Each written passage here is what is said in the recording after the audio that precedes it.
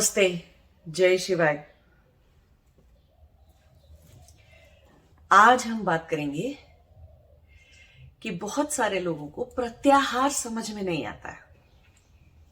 बहुत सारे लोगों का ऐसा सोचना होता है, ऐसा समझना होता है कि अच्छा, तो प्रत्याहार का मतलब है आंखें बंद कर लेना, आंखों से जो दिखाई दे उसे देखना नहीं है, जो कान से सुनाई दे उसे सुनना नहीं है, और इंद्रियों को इंद्रिय जय हो जाना प्रत्याहार का रिजल्ट है ना। प्रत्याहार करने की समाप्ति है, प्राप्ति है एक तरह की। और इंद्रिय जय होना किसे कहते हैं? जिसको कि इंद्रियों पे पूरा कंट्रोल होता है, आंखों से देखने में और कान से सुनने में। तो ऐसे समझ लेते हैं सारे लोग, है ना। लेकिन इसमें समझने वाली बात, इंद्रियों को और इन सब चीजों में समझने की जो बात है, वो पहले बात तो ये है कि ये जो नाक है, आंखें हैं, कान है, या आपकी त्वचा जो है, और आपका जीभ जो हो गई आपकी, तो ये 5 जो आप सेंस ऑर्गन जिन्हें समझते हो ना, तो वो उस चीज को हम जो है इंद्रियां नहीं कहते, है ना। कई और वीडियोस में मैंने समझाया है कि इंद्रियां नहीं होती है, इंद्रियों से जुड़े हुए बाह्य अंग हैं ये, है ना। आंखें एक बाहरी अंग है, और आंखें हमारा, आंखें, नाक, कान, ये सब क्या है? 5 जिनको हम अंग्रेजी भाषा में सेंस ऑर्गन बोल देते हैं। ये सेंस ऑर्गन क्या है? ये सेंस ऑर्गन हमारी फिजिकल बॉडी का हिस्सा है ना। फिजिकल बॉडी के अंदर है। फिजिकल को दूसरे तरह से देखेंगे तो इसके अंदर भार है, एक नाप है इनका कि आंख का क्या साइज हो सकता है मनुष्य की, और चींटी की आंख का क्या साइज होगा। तो ऐसे एक टाइम एंड स्पेस में एक वेट है, एक मापदंड है, एक मेजरमेंट है उस चीज में। तो किसी भी चीज में मास है, ग्रेविटी, तो हम उसको बोल देते हैं वो फिजिकल बॉडी का पार्ट है। तो इससे जुड़े हुए हमारी जो ये सारी चीजें हैं, इसके बाद ये काम कैसे करती हैं? आपके एक्चुअल में फिजिकल ब्रेन के अंदर इन चीजों के काम करने का, इनपुट के आने का एक सेंटर होता है ना। ब्रेन के अंदर सुनने का, कान से जो सुना जा रहा है उसको ब्रेन में एक सेंटर है जो सुनने की, वो न्यूरॉन्स है ब्रेन के अंदर जो कि कान तक जाते हैं। ऐसे ही न्यूरॉन्स हैं जो टच फील कराते हैं आपको, तो वो न्यूरॉन्स पूरी त्वचा में जा रहे हैं आपके ब्रेन में, एक मेन सेंटर है उसका। फिर वहां से निकल के न्यूरॉन्स जो है वो सिग्नल भेजते भेजते ऐसे करके पूरे आपकी न्यूरोलॉजी, जिसको आप कहते हो न्यूरोसाइंस, तो वो न्यूरोलॉजिकली इस तरह से पूरी बॉडी कनेक्टेड है आपकी। तो ऐसे सुनने के उससे आपके कान से अलग है, और आंखों से अलग, और नाक से सूंघने के लिए अलग, ब्रेन में अलग अलग सेंटर है। उसको भी इंद्रिय नहीं कहते हैं। क्यों? कि वो ब्रेन क्या है? ब्रेन में भी मास है, साइज है ब्रेन का। एक ब्रेन एक टाइम एंड स्पेस में एग्जिस्ट कर रहा है, ब्रेन 3D में एग्जिस्ट कर रहा है। तो ब्रेन फिजिकल बॉडी का पार्ट है, मटेरियल वर्ल्ड का, ग्रोस वर्ल्ड का पार्ट हो गया। लेकिन क्योंकि वो ब्रेन में सेंटर्स हैं, तो जब इंग्लिश लैंग्वेज में ये सारी बात समझने बैठते हैं तो लोग बोल देते हैं कि हाँ, वो जो एक ब्रेन में सेंटर है ना, सुनने का, देखने का, या कुछ भी करने का, वो सारे सेंसर, न्यूरो सेंटर जो है हमारे, वो चीजें इंद्रियां हैं। तो फिर इसका मतलब हो गया इंद्रियां क्या फिजिकल बॉडी का पार्ट है? नहीं। इंग्लिश लैंग्वेज में इससे ज्यादा एक्सप्लेन करने के लिए, रियल में हम जिसे सटल या सूक्ष्म कहते हैं, उसको एक्सप्लेन करने के लिए, उस बात को समझाने के लिए और समझने के लिए शब्द नहीं है। ठीक है। तो अगर तो आप भाषा में उलझ जाओगे तो ये आपकी बुद्धि में ये वाला आज का वीडियो जाएगा ही नहीं। ठीक है। तो भाषा में नहीं उलझना, भाषा के हेर फेर में, भाषा की लिमिटेशंस पे इतना जोर नहीं देना है। ठीक है। समझने की बात क्या है कि जब किसी की मृत्यु हो जाती है तो ये पूरा फिजिकल शरीर, पूरी फिजिकल बॉडी या तो खत्म हो जाती है किसी ना किसी तरीके से, या तो आग में जला दी जाती है, दफना दी जाती है, या पानी में बहा दी जाती है, जो भी है। कोई एक पंच तत्व में से कोई एक तत्व यूज करके बॉडी को हटा दिया जाता है। तो फिर इसका मतलब क्या हुआ कि जो आत्मा है, जो आत्मा जिसको हम जीवात्मा भी कहते हैं, तो उसमें जो जीव पार्ट है ना, आत्मा के पास क्या चीज है जिसको हम जीव कहते हैं? जीव हम कहते हैं उसके सूक्ष्म शरीर को, जो कि आत्मा तब तक धारण करके रखती है जब तक कि उसे मोक्ष नहीं मिल जाता, तब तक वो सूक्ष्म शरीर को धारण करके रखती है। तो सूक्ष्म शरीर में क्या आता है? सूक्ष्म शरीर में ज्ञानेंद्रियां आती हैं, इंद्रियां आती हैं, ठीक है। कर्मेंद्रियों की हम बात यहां पे नहीं कर रहे। कर्मेंद्रियां हो गए आपके हाथ, आपके पैर, और आपके एक्सक्रीशन करने के सारी चीजें, रिप्रोडक्टिव सिस्टम हो गया आपके, उसके अंदर जो चीजें, वो सब कर्मेंद्रियां कहलाती हैं। उनकी हम आज बात यहां पर नहीं कर रहे, हम बात करें ज्ञानेंद्रियों की, ठीक है, जो कि हमारे आंख नाक कान से जुड़ी हुई है। तो सूक्ष्म इंद्रियां, ये जो इंद्रियां हैं, ये हमारे सूक्ष्म शरीर का हिस्सा होती हैं, ठीक है। अब क्या होता है, क्योंकि चक्षु, घ्राण, रस और चक्षु और त्वक और श्रोत, ये 5 ज्ञानेंद्रियां हैं। तो ये ज्ञानेंद्रियां जब साथ जाती हैं, तो इन ज्ञानेंद्रियों में ज्ञान करने के लिए के जो ये स्थान है, ये सिर्फ ज्ञान का स्थान है एक्चुअली। और ये ज्ञान, किस चीज का ज्ञान प्राप्त कर रहे हैं इससे हम? गंध का, रूप का, रस का, स्पर्श का और शब्द का, ठीक है, ये ज्ञान हम प्राप्त कर रहे हैं। तो अब ज्ञान प्राप्त करने में क्या होता है कि जब आत्मा एक अलग तरह का शरीर लेती है, तो इंद्रियां, तो चक्षु इंद्रियां है, तो उसका काम है देखना। लेकिन अगर किसी ने शरीर धारण किया, किसी आत्मा ने शरीर धारण किया मक्खी का, तो मक्खी के पास एक ही गोलक में 1 मिलियन आंखें हैं एक्चुअल में, फिजिकल आंखें जिसे हम कहेंगे, उसके शरीर में 1 मिलियन है। मनुष्य में तो 2 है, देखने के गोलक जो है उसके अंदर हमारे पास 2 ही पुतलियां हैं। मक्खी के पास 2 नहीं है, बहुत 1 मिलियन पुतलियां हैं एक आंख में उसकी। इसीलिए आप कितनी ही मारने की कोशिश करो, उड़ जाती है ना, क्योंकि वो इतनी सारे डायरेक्शन में 360 डिग्री घुमा घुमा के अपनी आंखों को देख सकती है। ऐसे तो आंखें फिजिकल मैनिफेस्टेशन इंद्रियों से शरीर के अकॉर्डिंग हो जाता है कि वो आत्मा क्या शरीर लेगी, तो चक्षु से क्या बनेगा, ठीक है। ऐसे ही वो वाले अपना सब उसके अकॉर्डिंग, शरीर के अकॉर्डिंग। लेकिन पीछे इंद्रिय जो है, जिससे रूप का ज्ञान होता है, वो चक्षु की इंद्रिय है, वो आपके सटल बॉडी का हिस्सा है। तो कई बार होता है ना कि इंद्रियों में खराबी आ जाती है। इंद्रियां वैसे इतनी ऐसे खराब नहीं होती, लेकिन कई बार कोई इतने ही पाप कर्म कर ले या कुछ कर ले तो इंद्रिय दोष आते हैं और सब चीजें आती हैं। और इंद्रिय दोष सिर्फ इसलिए नहीं आते कि वो चक्षु की इंद्रिय खराब हो गई। वो इंद्रिय दोष क्यों आते हैं? क्योंकि हम अक्सर छठी इंद्रिय के बारे में बात करना भूल जाते हैं। 5 ऑर्गन है, 5 सेंस ऑर्गन है, वो तो हमें दिख रहे हैं, ठीक है। इसीलिए हमारे लिए उनको समझना आसान है, क्योंकि वो आंख से वो आपको दिखाई दे रहे हैं, आपको समझ में आ रहे हैं, क्योंकि वो आपके इस शरीर का, फिजिकल बॉडी का हिस्सा है। लेकिन जो छठी इंद्रिय है, जिसे हम मन कहते हैं, मनस भी कहते हैं उसे हम, जो कि इन 5 इंद्रियों से जुड़ा हुआ है, और छठी इंद्रिय है, उसके बारे में हम बात नहीं करते। वो कैसे काम करता है हम उसको समझते नहीं, तो हम इंद्रिय जय भी गलत समझेंगे और प्रत्याहार कैसे करना है वो भी गलत समझेंगे, अगर हम छठी इंद्रिय मन को नहीं समझेंगे तो।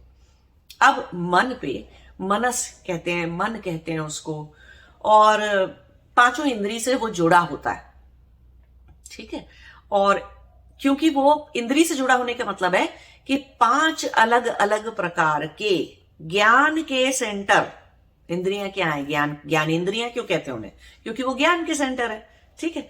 तो 5 अलग अलग प्रकार के ज्ञान के सेंटर से एक छठा प्रकार भी बनता है। छठे प्रकार भी में भी ज्ञान जाता है और चीजें जाती है, ठीक।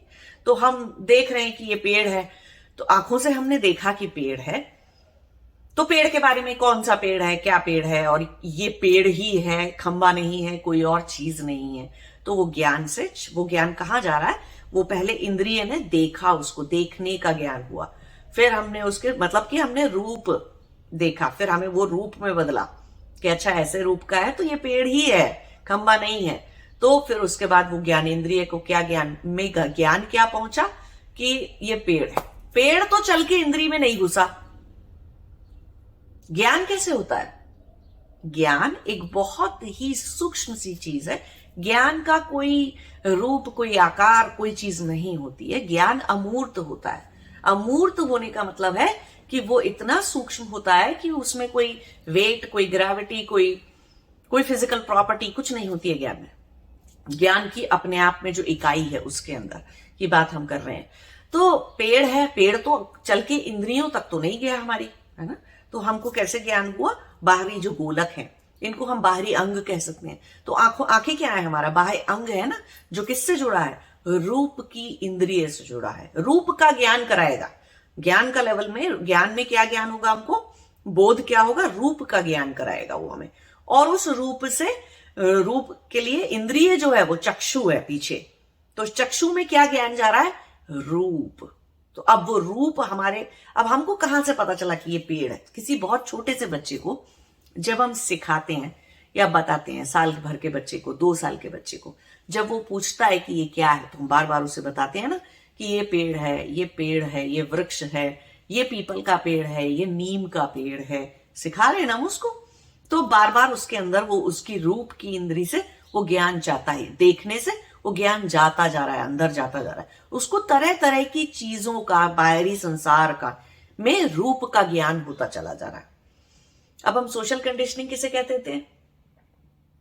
जबकि वो बच्चा धीरे धीरे धीरे धीरे बड़ा होता चला गया, बहुत टीवी देखा, सब कुछ देखा, संसार में देखा, संसार में खेल रहा है, जी रहा है। अब उसके रूप के ज्ञान पे क्या चीज आने लग गई? ये इंसान बहुत सुंदर है और ये इंसान तो बिल्कुल खराब है और ये बिल्कुल दिखता भी अच्छा नहीं है। जस्ट बिकॉज कि कोई अच्छा नहीं दिखता है, शक्ल सूरत किसी की अच्छी नहीं है, तो हमने ये भी मान लिया कि वो खराब इंसान है। ऐसी धारणा, ऐसा ज्ञान। तो देखो, रूप में, रूप का जो इंद्रिय थी आपकी, वो चलते चलते चलते चलते जीवन जीते जीते जीते जीते अब उसमें से बाहर से इनपुट तो आज भी रूप का ही आता है, लेकिन कैसा इनपुट आ रहा है? एक खराब इनपुट है वो, है ना? अंदर ज्ञान क्या जा रहा है? रूप जब देख रहे हैं तो अंदर ज्ञान क्या जा रहा है कि ऐसा। तो ऐसे बहुत सारी खराबियां हो सकती हैं सिर्फ बाहर से। अभी हम सिर्फ बाहर से इनपुट की बात करी क्योंकि हम उसकी बात कर रहे हैं, लेकिन मन में जा जाके ये सब इकट्ठा होता जाता है। मन में एक और चीज काम करती है, मन के ऊपर एक और चीज का प्रभाव पड़ता है, वो है चित्त की वृत्तियां और चित्त के संस्कार। अगर वो इतने बिगड़ चुके हैं कि वो आदमी, इंसान, मनुष्य जो है वो उसमें भावनाओं में जीता चला जा रहा है, विचारों में जीता चला जा रहा है, हर वक्त अपने दिमाग में उलझा रहता है, इस तरह से जीवन जी रहा है, चेतना नहीं है उसके अंदर इतनी, तो मन के ऊपर भी उसके चित्त का प्रभाव होता है। चित्त की वृत्तियों का प्रभाव हमेशा उसके मन पे पड़े, किसी के भी मन पे पड़ता ही पड़ता है। तो मन के अंदर ये जो 6 विकार पैदा होते हैं, काम, लोभ, मद, हर्ष, मान, क्रोध, ठीक है? ये जो 6 विकार पैदा हुए मन के अंदर, इनके 2 कारण थे। एक आंतरिक कारण था, इंटरनल रीजन था, वो ये कि चित्त की वृत्तियां इतनी बिगड़ चुकी हैं कि वो हावी हुई जा रही हैं मन के ऊपर, ठीक है? वो अंदर से होने वाली गड़बड़ है। हर आदमी संस्कार लाया है कोई ना कोई, तो जो संस्कार लाया है उसका प्रभाव उसके मन पर है। कितने सारे छोटे छोटे, बहुत ही छोटे बच्चे मैंने देखे हैं, अत्यंत क्रोधी होते हैं। अब कहां से क्रोध आया बताओ उनके अंदर? उनको तो गुस्सा करने का कोई काम नहीं करो तो भी वो गुस्सा करते हैं, टेंट्रम करते हैं, ठीक है? और कुछ छोटे से बच्चे होते हैं लेकिन इतने हद के दयालु होते हैं, बहुत ही दया होती है उनके अंदर। कुछ छोटे बच्चे होते हैं, छोटे से निहायत दानी टाइप के बच्चे होते हैं, अपना कुछ भी उठा के खुद के यूज का है चाहे नहीं है, चाहे खुद को जरूरत है उस चीज की, फिर भी दूसरे बच्चे को दे देते हैं आराम से उठा के। संस्कार है ना? तो संस्कार का प्रभाव, और हम ये कह सकते हैं कि उन छोटे बच्चों की इंद्रियों ने अभी इतना कुछ देखा नहीं है। और मैं बात कर रही हूं 2-3 साल के बच्चों की, ठीक है? 1 साल, 2 साल, 3 साल वाले बच्चों की, उनमें भी आप देख सकते हो ये वाली चीजें। तो संस्कार लाए हैं बच्चे अपने अपने, उसके अकॉर्डिंग उनका प्रभाव उनके मन पर पड़ा हुआ है ना? और अब बाहर से जो इनपुट आएगा वो तो करेगा ही करेगा। बाहर से हम इंद्रियों से, ज्ञानेंद्रियों से जो भी इनपुट लेंगे, हमारे अंदर जो भी अंदर जाएगा, संसार को देखना, करना, ऐसा वैसा सब कुछ, तो वो हमारे अंदर जाएगा ही जाएगा, उसका प्रभाव भी मन पर पड़ेगा। तो मन में विकार आने की जो मेजर प्रक्रिया है, जो मेजर प्रोसेस है उसका, वो बाहर से इनपुट आने से ज्यादा होता है। इसीलिए कहा जाता है कि हर वक्त सेंसेस की तरफ दौड़ो नहीं, आदत ही पड़ जाती है। मन का ज्यादा डिस्टरबेंस चित्त से आई हुई वृत्तियों से तो इतने मतलब गहराई की बात है कि वो चित्त से आई हुई वृत्तियों से तो जो होना था वो तो होगा ही, लेकिन जो इंद्रियों से आता है उससे ज्यादा होता है। मन की अस्थिरता बहुत ज्यादा बाहर की इंद्रियों से जुड़ी हुई है, ज्ञानेंद्रियों से जुड़ी हुई है, चित्त से उतनी नहीं। ठीक है, एक सरल भाषा में सरल तरीके से समझने के लिए मैं ये वाली बात आपको बोल रही हूं कि चित्त को उतना नहीं समझना चाहिए, ऐसे नहीं समझना चाहिए उतना। जब भावनात्मक लेवल पे कोई चीज बिगड़ती है तो मन में आ जाती है, लेकिन तब आप बोलते भी हो आज मेरा मूड नहीं है ना, या आज मेरा ये करने का मन नहीं है, आज मेरा वो करने का मन नहीं है, आज मेरा यहाँ जाने का मन नहीं है, आज मेरा ये पढ़ने का मन नहीं है। तो वो वृत्तियां बिगड़ी हैं और वो हो गया, या तो वो वृत्तियां अंदर से बिगड़ी हैं और कोई मन में अस्थिरता आ गई है, या फिर आपकी इंद्रियों ने कुछ देख लिया जिसकी वजह से, देख लिया, कुछ सुन लिया, कुछ सूंघ लिया, कुछ पढ़ कुछ क्या बोलते हैं टेस्ट कर लिया, या कोई स्पर्श ऐसा कर लिया जिसकी वजह से आपका मन में अस्थिरता आई हुई है।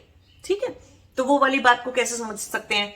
मान लीजिए आपने एक मोबाइल देख लिया, आपके पास ऑलरेडी एक मोबाइल है, बट आपके दोस्त ने एक नया मोबाइल लाके आपको दिखाया कि देखो ये कितना अच्छा मोबाइल है, कितना महंगा मोबाइल है और ये कितना अच्छा है। अब आपके मन में कामना जागी, मन में देख रहे हो आप, ऊपर काम है, कामना क्या जागी? पहले तो लोभ आया, लोभ से कामना जागी कि बस मैं भी कुछ ऐसा करूंगा कि मैं भी ये वाला मोबाइल खरीद लूं। अब ये मैंने एक छोटा सा एग्जांपल दिया, लोगों के अंदर एक दूसरे के घर को देख के आ जाती है कामना, है ना, कि बताओ ये इतने अच्छे घर में रह रहा है। लोभ है तो ईर्ष्या भी जागेगी, लोभी इंसान ही ईर्ष्यालु भी होगा।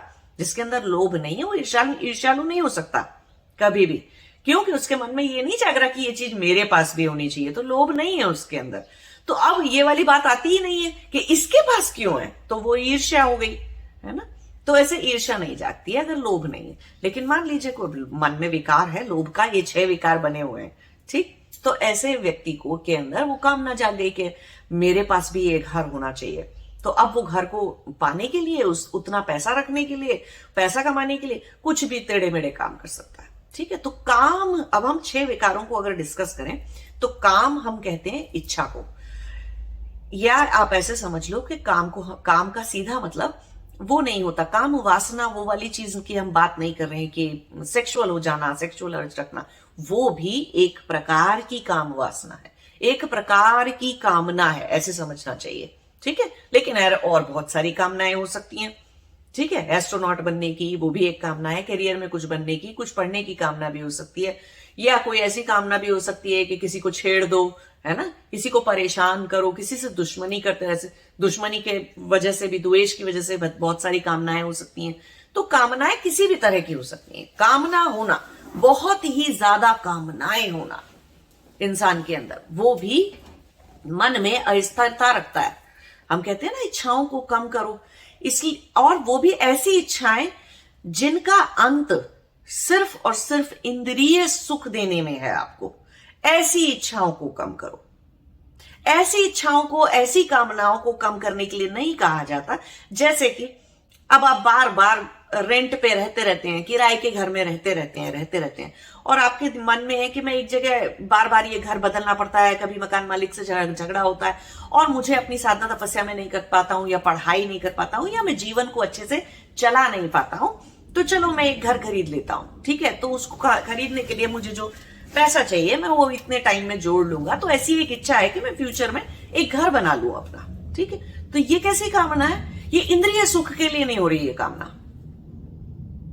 ये कामना किस लिए हो रही है? कि इस शरीर को एक जगह पे स्थिर रखा जा सके, जहां पर उसे जो चाहिए, मिनिमम सी रिक्वायरमेंट उसकी पूरी होती हो, कि खाना बनाया जा सकता है, अच्छे से रहा जा सकता है, एक घर के अंदर सारी चीजें पूरी होती है, इंद्रिय सुख के लिए नहीं। ठीक है, लेकिन और एक मोबाइल है, दूसरा मोबाइल लेने चल दिए क्योंकि वो वाला अच्छा लग रहा है। जरूरत है कि नहीं है उससे मतलब नहीं है, इंद्रिय सुख मिल रहा है उससे। तो ऐसी कामना, तो कोई भी ऐसी कामना रखना जो कि इंद्रिय सुख को सिर्फ पूरा कर सकती हो। अरे घर में खाना बना था, आप खा लेते, लेकिन नहीं, आपके दिमाग में कोई और खाना घूम रहा है जिसको बनाने में आपने या तो 4 घंटे लगाए, या कहीं खाने जाने में आपने 2-3 घंटे बर्बाद कर दिए कि नहीं, मुझे उस होटल का ये खाना, वो वाली चीज खानी है। तो अरे पेट भरने वाली बात थी तो खा लिया होता आपने, लेकिन अब आप किसके पीछे भागे? इंद्रिय सुख के पीछे भागे। तो कोई भी ऐसी कामना रखना जो कि इंद्रिय सुख से जुड़ी हुई है, उसे हम बुरा मानते हैं, ठीक। लेकिन इसका ये मतलब नहीं है कि इंद्रियों को प्रताड़ित कर दो टॉर्चर ही कर डालो, है ना, कि अब आप कोई कूड़े के ढेर में नहीं रह लोगे जाके। क्यों? कि अब आपकी इंद्रियां प्रताड़ित होंगी, बदबू आएगी कूड़े में से। कूड़े घर के पास कई सारी जगह अब वेस्ट मैनेजमेंट होता है, तो कूड़ा घर तो होता ही है सारे, हर कंट्री में, हर शहर में, हर सब जगह, हर स्टेट में, सब जगह ही कूड़ा घर होते हैं। कूड़े घर के पास जरा घर लेके देखो किसी के, या बेचारे ने पहले घर लिया, अब 10 साल बाद वहां पे कूड़ा घर बन गया, तो अब वो इंद्रियां प्रताड़ित हो रही है। तो ऐसी जगह पर भी नहीं रहा, ऐसा भी कोई काम नहीं करना जहां इंद्रियों को प्रताड़ना मिल रही है। इंद्रियां जिस चीज को सुख समझती हैं, मनस के अंदर सुख भी जाता है। तो इंद्रिय सुख क्या है? कि भाई इंद्रियों का प्रताड़ित ना होना इंद्रियों का सुख है। एक बार को फूल पौधे देखने को ना मिले इंसान को, या फूलों की खुशबू सूंघने को ना मिले, लेकिन एटलीस्ट बदबू तो ना सूंघनी पड़े, ठीक है। तो कोई भी खुशबू नहीं आ रही, कोई बात नहीं, फूल नहीं है, पौधे नहीं है, कुछ नहीं, कोई बात नहीं, अच्छा सुंदर, बहुत सुंदर वातावरण नहीं है, कोई बात नहीं, साफ सुथरा है, ठीक। तो इंद्रियां प्रताड़ित नहीं होंगी। तो इंद्रियों को प्रताड़ित नहीं करना होता, ठीक है। रस, ठीक है, खाना खा रहे थे, करेले कड़वे ही होते हैं लेकिन स्वास्थ्य के लिए अच्छे हैं तो खा लिए। इंद्रियों को प्रताड़ित नहीं करना कि ठीक है अब तो तुमको सिर्फ मीठा ही खाना है तो हम तुमको खाना ही नहीं देंगे। अरे कोई सा भी रस नहीं देंगे क्योंकि तुमको सिर्फ मीठे में रस आता है तो प्रताड़ना हो गई, वो भी नहीं करना है, ठीक है। कोई हर वक्त कोई अच्छा म्यूजिक जो आपको अच्छा लगता हो, ठीक है, जो चीज आपके अकॉर्डिंग म्यूजिक होती हो। ऐसे जरूरी नहीं है कि कोई आपको बहुत अच्छा म्यूजिक हर वक्त सुनाई दे रहा हो या अच्छी अच्छी ध्वनियां और चीजें सुनाई दे रही हो, लेकिन कर्कश आवाज और शोर भी तो ना सुनाई दे रहा हो, तो वो इंद्रियों का प्रताड़ना हो गई। तो इंद्रिय सुख उतनी मात्रा में तो होना ही चाहिए, ठीक है, जिससे कि शरीर को, मन को यह ज्ञान हो सके कि मैं इस जगह में सेफ हूं, सिक्योर हूं, कोई मेरा किसी तरह का मेरा उत्पीड़न नहीं हो रहा है, ठीक है। अब लेकिन ये वाली बात बच्चों पे और बहुत सारे आगे जो टीनेजर हैं वो लोग हैं उनके ऊपर अप्लाई नहीं होती। क्यों? उनका इंद्रिय सुख तो सोने में है, या उनका इंद्रिय सुख तो ना पढ़ने में है, टीवी देखने में है, तो क्या देखने देंगे? नहीं। तो हर चीज की एक लिमिट है, तो इंद्रिय सुख की एक लिमिट है। तो यहां पर यही बात समझाई जा रही है कि प्रत्याहार का मतलब ये नहीं होता कि आंख बंद कर लो, कान बंद कर लो, कुछ सुनो ही मत, या जो दिखाई दे रहा है, जो सुनाई दे रहा है उसको गलत ढंग से इंटरप्रेट कर लो, कुछ और ही ढंग से इंटरप्रेट करने लग जाओ, उसका प्रत्याहार नहीं है। प्रत्याहार का बहुत ही सिंपल सा मतलब है कि ऐसी कामनाएं, अभी हम एक ही विकार की बात कर रहे हैं ना, जो पूरे मनस के अंदर वो है कामना, तो ऐसी कामनाओं को कम रखना अपने अंदर जो सिर्फ और सिर्फ आपके इंद्रियों की सुख की पूर्ति के लिए होती है, उनका और कोई फायदा नहीं होता, ठीक है। अब बहुत सारे लोग अपने घर में पेड़ पौधे लगाते हैं, मैं भी लगाती हूं, बहुत सारे लोग फूल के ही पौधे लगाते रहते हैं। हाँ, फूल देखने में बहुत अच्छे लगते हैं, बहुत सुंदर बात है, बहुत ही अच्छी बात है। इतना ही नहीं, पेड़ पौधे आपके स्वास्थ्य के लिए अच्छे हैं। आप इतना मिट्टी में काम करोगे दिन भर, आपकी बॉडी में से नेगेटिव आयंस निकलेंगे और ये सारी चीजें होंगी, तो ऑब्वियस सी बात है कि आपको ज्यादा अच्छा स्वास्थ्य रहेगा आपका। तो इंद्रिय सुख के लिए नहीं किया जा रहा है गार्डनिंग।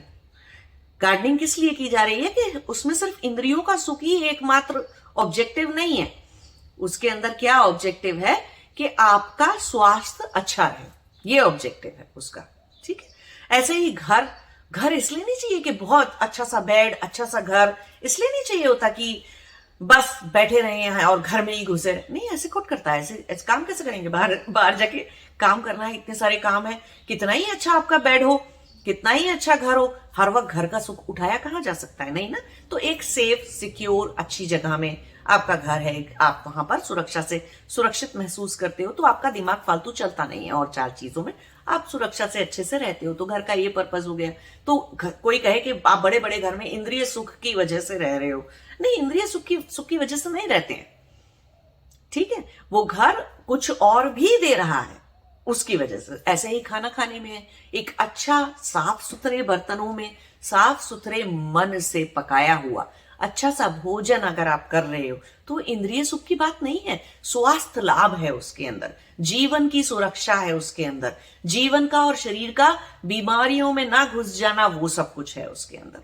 तो समझ रहे हो कि किसी कामना का की पूर्ति, कामना जो आपको जो भी कामनाएं इच्छाएं आपके अंदर है वो सिर्फ आपके इंद्रियों की सुख के लिए नहीं होनी चाहिए, उसमें कोई और भी लाभ होना चाहिए।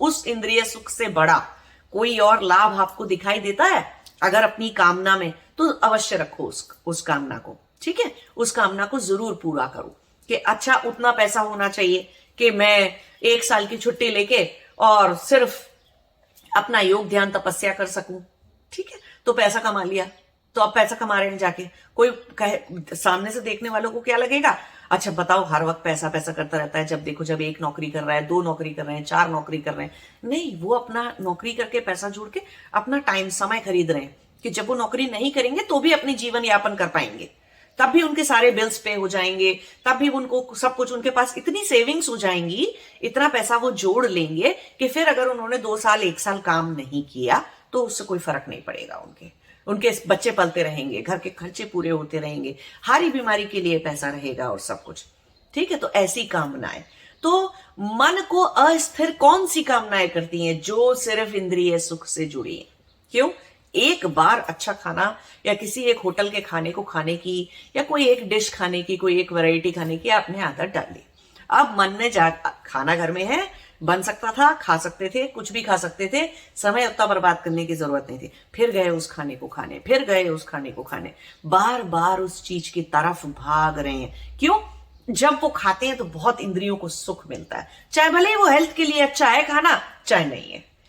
तो इंद्रिय सुख की इतनी आदत पड़ गई कि अब वो वाली डिश, वो वाला खाना ना खाएं तो फिर सेटिस्फैक्शन ही नहीं आती, फिर ऐसा लगता ही नहीं है जिंदगी में कुछ अच्छा हो रहा है। अरे ऐसा कैसे होता है? नहीं होता है ना ऐसा। तो इंद्रिय सुख की तरफ भागते रहना, ऐसी कामनाओं का इसीलिए कहा जाता है कि ऐसी कामनाओं का कोई अंत नहीं है। क्यों?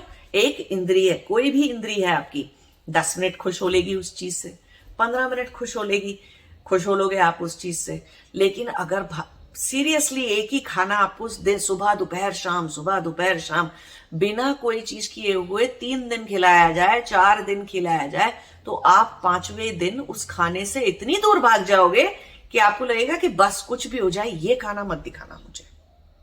चाहे भले अभी कुछ दिन पहले तक आप उस खाने के लिए इतना वक्त बर्बाद कर रहे थे जाए। तो इंद्रियों की लिमिटेशन है ना, इंद्रियां इतना सारा 10 मिनट सुखी होती हैं और फिर उसके बाद उसी चीज से प्रताड़ित भी होती हैं। तो ये इंद्रियां बाय नेचर है ही ऐसी, जो बाहरी अंग है हमारे वो है ही ऐसे। थोड़ी देर तक वो चीज अच्छी लगती है, उसके बाद एक ही गाना कितने दिन सुन लोगे, जब तक बीच में गैप नहीं लाओगे उसको कि अच्छा ठीक है अब 1 महीने नहीं सुनेंगे, 1 महीने लगातार सुन लिया तो उसके बाद थोड़े दिन बाद तो सुनाई ही देना बंद हो गया, पता चला वो बैकग्राउंड में बज भी रहा है तो भी सुनाई नहीं दे रहा। क्योंकि इंद्रियों की सुख की लिमिटेशन, इंद्रियों को कोई भी चीज लगातार नहीं दी जा सकती। ठीक है, तो काम में उन कामनाओं को ना रखना जिनका कि इंद्रिय सुख से, इंद्रियों के उत्पीड़न से तो लेना देना है, तो लेकिन इंद्रिय सुख से उतना लेना देना नहीं है। कोई चीज खाने में टेस्टी है चाहे नहीं है, स्वास्थ्य के लिए अच्छी है तो खा लेना, इसको कहते हैं, ऐसी कामना को, ऐसी प्रैक्टिस को प्रत्याहार कहा जाता है। ठीक, कि वो इंसान ऐसी कामनाएं ही नहीं रखता जो सिर्फ इंद्रिय सुख से जुड़ी हुई थी। हाँ ठीक है, गार्डनिंग करना, बाहर पेड़ पौधे लगाना, चाहे सर्दी वाली जगहों पे लोग रहते हैं या सड़ी गर्मी वाली जगहों पे लोग रहते हैं, वहां पर खेती किसानी करना या कुछ भी करना बहुत ही कष्टदायी काम है, बहुत ही तकलीफ का काम है, फिर भी कर रहे हैं। क्यों? अपने स्वास्थ्य के लिए भी अच्छा है और जो भी कुछ फल फूल सब सब्जी पौधे उगेंगे उनको खाना भी अच्छा है ना, तो कर रहे हैं, तो वो भी इंद्रिय जय होने का प्रमाण है। तो इस तरह से कोई चीज सिर्फ इंद्रिय सुख की दृष्टि से हर काम को जीवन में करना, ये चीज नहीं होनी चाहिए। हाँ, कई बार आप देखो, कई बार मालिश कराने जाओ, बूढ़े हो जाते हैं शरीर में, तो ऐसा लगता है कि हाँ ठीक है अभी कोई हमारे हाथ पैर दबा दे। और पहले के बच्चे तो हम लोग, नानी दादी तो हमको अपने पैरों पे चलाते थे और उससे हमको 1 रुपया मिलता था, कब शुरू शुरू में 10 पैसे मिलते थे हमको या फिर हमको कहानी सुनाई जाती थी, अगर हम नानी दादी के पैरों पे चल रहे हैं, उनके पैर दबा रहे हैं या कोई सेवा कर रहे हैं उनको, तो हमको जो है ऐसे सेवा करवाई जाती थी, तो हम करते भी थे। अभी तो ऐसा नहीं है, कहाँ से, तो अभी तो नहीं है कोई भी ऐसे करने वाला, तो आप मालिश कराने जाओगे। अब कई बार मालिश जो होती है, या आप बाहर के कंट्रीज में रहते हो तो आप कायरोप्रैक्टर के पास जाओगे, तो कायरोप्रैक्टर जो है वो क्या करेगा, आपका यहाँ से हाथ चटका देगा, वहां से कोई मसल चटका देगा। अब आप जब वहां से मालिश करा के या कायरोप्रैक्टर के पास से आओगे ना, तो आपके पूरा शरीर में दर्द ही दर्द हो रहे होंगे। आराम कराने के लिए मालिश कराने नहीं गए थे, शरीर को स्वस्थ रखने के लिए मालिश कराने लगे। तो स्पर्श से दुख आ रहा है, कष्ट आ रहा है, तकलीफ आ रही है, लेकिन स्वास्थ्य के लिए अच्छी है वो वाली चीज, तो उसको कर रहे हैं। सेम चीज दवाई खाने में, सही आहार खाने में होती है। तो रस का कितना ज्यादा संबंध है। रस का काम ये नहीं था कि आप किसी एक रस के आदी हो जाओ, है ना। मैं तो मीठा ही मीठा खाता रहूंगा, मीठा मुझे बहुत पसंद है, ठीक है, कभी मीठा भी खाओ, कभी तीखा भी खाओ, कभी सारे तरह के स्वाद खाओ, जो स्वास्थ्य के लिए अच्छा है वो खाओ, है ना। तो वो प्रत्याहार है कि सामने कितनी ही टेस्टी चीज पड़ी है, अगर मेरे स्वास्थ्य के लिए अच्छी नहीं है तो मैं नहीं खाऊंगी। और सामने कितनी ही कैसी ही कोई टेस्टी चीज पड़ी है, मेरी फेवरेट चीज भी पड़ी है, सामने रख दी गई है, लेकिन मेरा पेट भरा है और पेट में जगह नहीं है, तो मैं खा ही नहीं सकते उस चीज को, वो प्रत्याहार है। ठीक है, तो प्रत्याहार को ऐसे देखना है जो रस की इंद्रिय से जुड़ा है। रूप की इंद्रिय से जुड़ा है तो मैंने आपको बता ही दिया कि सब कुछ जरूरी नहीं है बाहर सामने अच्छा दिख रहा हो या सब कुछ खूबसूरत दिख रहा हो, कोई जरूरी नहीं, लेकिन आंखों का उत्पीड़न भी नहीं होना चाहिए।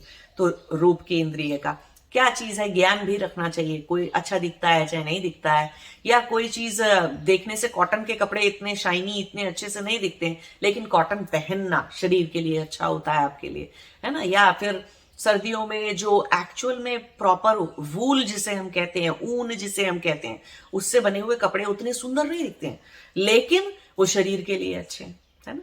बहुत सॉफ्ट सी वूल होती है कोई चीज है, तो वो शरीर के लिए अच्छे हो सकते हैं कोई भी चीज। तो स्पर्श की इंद्रिय हो गई आपकी। ऐसे ही सूंघने में जरूरी नहीं है कि कोई चीज, जो जितने काढ़े बनाए जाते हैं आयुर्वेद में, वो बहुत अच्छी खुशबू नहीं आ रही होती उसके अंदर से, काढ़ों में से। कई बार तो सूंघने से ही पता चल जाता है कि ये एक्चुअली जो है कड़वा है, ये सूंघने से स्मेल से पता लग जाता है हमें कि ये कड़वी चीज है, लेकिन स्वास्थ्य के लिए अच्छी है। तो ऐसे बहुत सारी चीजें हैं। तो ऐसी कोई कामना ना रखना जो सिर्फ इंद्रिय सुख की पूर्ति करती हो, उसके और भी कोई लाभ होने चाहिए। तो वो उस तरह से कामना के लेवल पे हम कहते हैं कि ये प्रत्याहार है। हम मन के विकार, मन के दोष डिस्कस कर रहे हैं ना, तो ये वाली चीज है। तो कामना से काम समझ लिया अब आपने। अब हम बात करते हैं लोभ की। लोभ आया कहां से? बाहर से भी आ सकता है लोभ, है ना। इंद्रियों से आ सकता है लोभ। कैसे आता है इंद्रियों से लोभ? कैसे आता है कि अब वो नया मोबाइल है, देखने में बहुत अच्छा लग रहा है, बहुत ऐसा लग रहा है कोई हाईफाई चीज है, तो आपके दिमाग में वो चीज कहां से कनेक्टेड है कि हाँ देखो अमीर लोग होते हैं वो ऐसा मोबाइल रखते हैं, तो ये अमीरी की निशानी है। तो आपके मन में लोभ आया कि हाँ ठीक है, अब तो ये मुझे भी चाहिए, अब तो ये मैं भी लूंगा। अच्छा, अब वो मैं मोबाइल का एग्जाम्पल दे रही हूँ, आप घर पे अप्लाई कर लो, आप कार पे अप्लाई कर लो, जो आप कार खरीदते हो, कार चलाते हो, उसके ऊपर अप्लाई कर लो। आपके पास कोई भी चीज है घर के अंदर, है ना, तो वो लोभ पैदा कर सकती है। तो लोभ बाहर से भी आ सकता है ना। और लोभ कहां से आ सकता है? अंदर से भी आता है। चित्त में जब मोह की वृत्ति बिगड़ी, मोह से क्रोध पैदा हुआ, क्रोध पूरा, मोह से लोभ पैदा हुआ, लोभ पूरा नहीं होता है तो क्रोध पैदा होता है। वो जो भावनाओं वाला वीडियो था मैंने उसमें समझाया ना आपको। तो लोभ जब बन गया तो मोह है, शरीर से मोह है, इंद्रियों के सुख से मोह है इतना, और चित्त में मोह बैठा हुआ, तो किसी भी चीज से मोह ही होगा, तो मोह बाद में लोभ ही बनेगा। ठीक है, आपको लोभी बना देगा। तो लोभ क्या होगा? मन के स्तर पे आएगा। ठीक है, अब आपके दिमाग में हर चीज का लोभ चलता है, हर चीज का आपको लालच आता है, और कुछ चीजों को लेकर आप अति के लोभी हैं। कुछ लोग खाने को लेकर बहुत अति के लोभी होते हैं, वो खाने को लेकर फिर उतने ही कंजूस भी होते हैं, है ना। लोभ क्या है? उस चीज को जोड़ना, उस चीज को रखना, चाहे भले ही उसका यूज करो चाहे नहीं करो, या उस चीज का कोई, कितने सारे लोग पैसे को लेकर ऐसे होते हैं, इतने लोभी होते हैं कि बैंक अकाउंट में पैसा रखा हुआ है और बच्चों को पढ़ने नहीं दे रहे हैं, बच्चों को पढ़ने के लिए नहीं दे रहे हैं, बच्चों को अच्छे से ठीक से जीवन जीने के लिए पैसा नहीं दे रहे हैं, अपना अकाउंट में जोड़ जोड़ के रख रखा है। लोभ है उन्हें। ठीक है, लोभ कहां से आता है? वो बाद में वो अभिनिवेश, डर है, डर बन जाता है वो, है ना। फिर उसके बाद आता है मद। मद कहते हैं हम कि अहंकार में रहना, ठीक है, अपने किसी उसमें रहना, हर वक्त जल्दी से मदमस्त रहना। मदमस्त रहना कहते हैं जैसे कि अपने ही अहंकार में, हर वक्त अपने अहम में डूबे रहना, डूबे रहना। मैं, बस मैं ही मैं हूं तो दुनिया में और कुछ है ही नहीं, ऐसे करके अहंकार में रहना, तो वो चीज बोली जाती है। तो प्रत्याहार लोभ के स्तर पे आप कैसे करोगे कि ठीक है, खाना है, मिल गया ठीक है, नहीं मिला कोई बात नहीं, लोभ नहीं आ रहा है उस चीज का, उसको उस एक चीज को खाने का। ऐसे खाने की तो मैं एक एग्जांपल दे रही हूँ, किसी भी चीज को लेकर लोभ नहीं आ रहा है कि ठीक है, किसी को कुछ मिल गया तो मिल गया। लोभ नहीं आएगा तो ईर्ष्या भी नहीं जागेगी, सिर्फ लोभी इंसान में ईर्ष्या जागेगी, है ना। तो ये दोनों चीजें मिसिंग हो जाएंगी। तो प्रत्याहार किस लेवल पे हो जाएगा? इंद्रिय सुख के लेवल पर कामना नहीं है तो लोभ होगा ही नहीं, है ना। लोभ कैसे रख लोगे आप अगर इन कामना ही है फिर, क्योंकि लोभवश कामनाएं जागती हैं या कामनावश लोभ भी जागता है, उल्टा भी होता है, दोनों तरफ चलती है ये साइकिल, ठीक है। ऐसे ही मद हो गया। अब हो गया हर्ष। हम कहते हैं कोई व्यक्ति जैसे हर वक्त हर्षित उल्लासित होता रहता है, तो ये हम ऐसे, हर एक चीज होती है आनंद, है ना, एक चीज होती है शांति, एक चीज होती है आनंद, और हर्ष मन के स्तर पे होने वाली चीज है। हर्षित आदमी कैसा होता है? जल्दी से एक्साइटेड हो जाता है किसी भी बात के लिए। अब कुछ कहीं जा रहे हैं, कुछ सोचा नहीं, कुछ करा नहीं, और जल्दी से एक्साइटेड होके और कोई भी एक्शन ले डाला उस चीज के ऊपर। हर वक्त हर्षित, हर वक्त कोई अजीब से हर्षित उल्लासित, मद और हर्ष एक साथ चलते हैं अधिकतर। तो कुछ ओवर एक्साइटमेंट में रहना सारा टाइम, है ना, कोई भी चीज के को लेकर जल्दी से फटाफट से तुरंत से रिस्पॉन्ड कर दे, रिएक्शन में जाना। मद और हर्ष में रहने वाले लोग रिएक्शनरी होते हैं, क्योंकि मन में से होने वाले ये दो ही सबसे बड़े रिएक्शन है और खतरनाक रिएक्शन है। ऐसे व्यक्ति से ज्ञान की किसी भी चीज की कोई बात हम कर ही नहीं सकते हैं, क्योंकि वो या तो हर वक्त अपने मद में रहता है या फिर अपने बहुत ही हर्षित उल्लासित, ओवरली एक्साइटेड रहता है ना। ओवरली एक्साइटेड अच्छे तरीके से भी, बुरे तरीके से भी, दोनों ही तरह के एक्साइटमेंट हो सकते हैं उसमें। और हर्षित उल्लासित हर वक्त इतना रहता है कि जल्दी से कुछ कहीं पे नहीं बोलने का है, बोल दिया किसी से भी कुछ भी, है ना।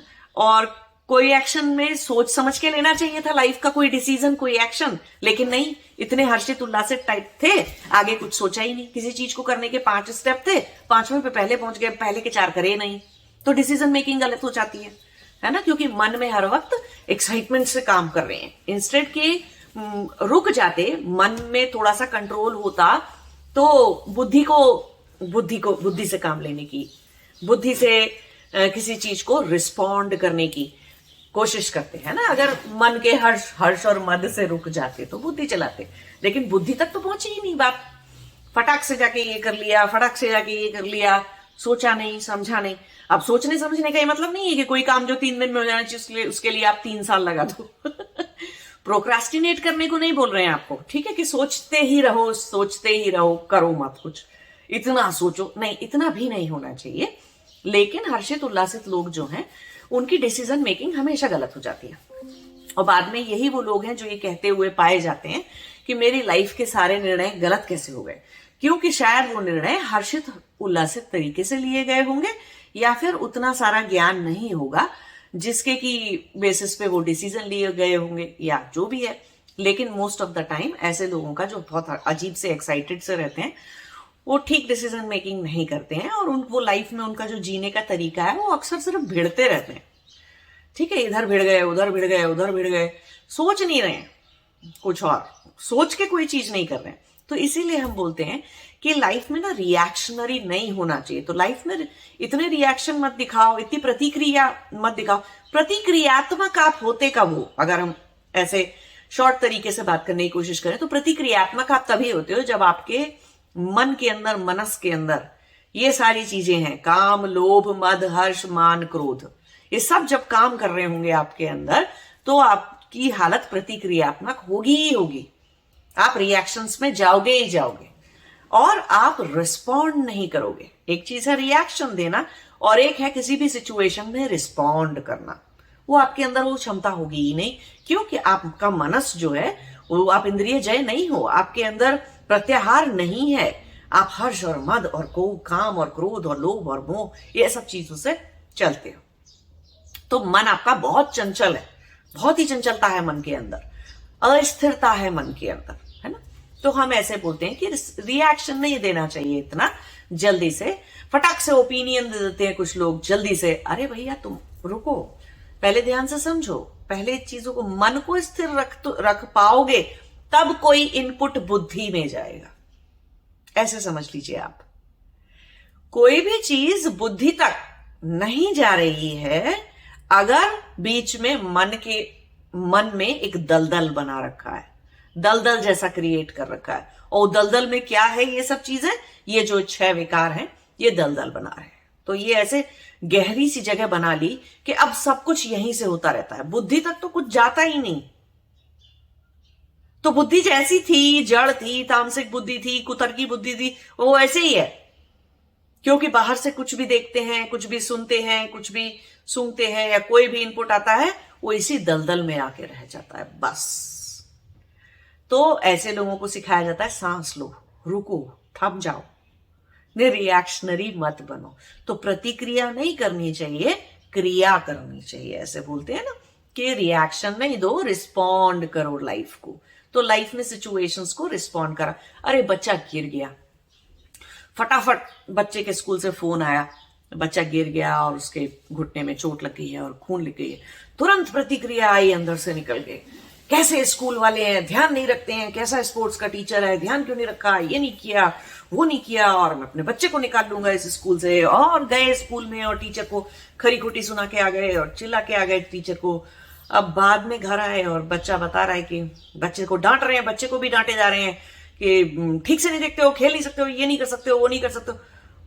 फिर बच्चा बाद में बता रहा है कि भाई मेरी गलती थी, मैं जबरदस्ती ऊपर झूले पे नहीं चढ़ना चाहिए था मुझे, और मैं फिसल गया, गिर गया। बच्चे को भी अब चिल्ला रहे हैं, डांट रहे हैं। प्रतिक्रिया कितनी खतरनाक प्रतिक्रिया हो गई।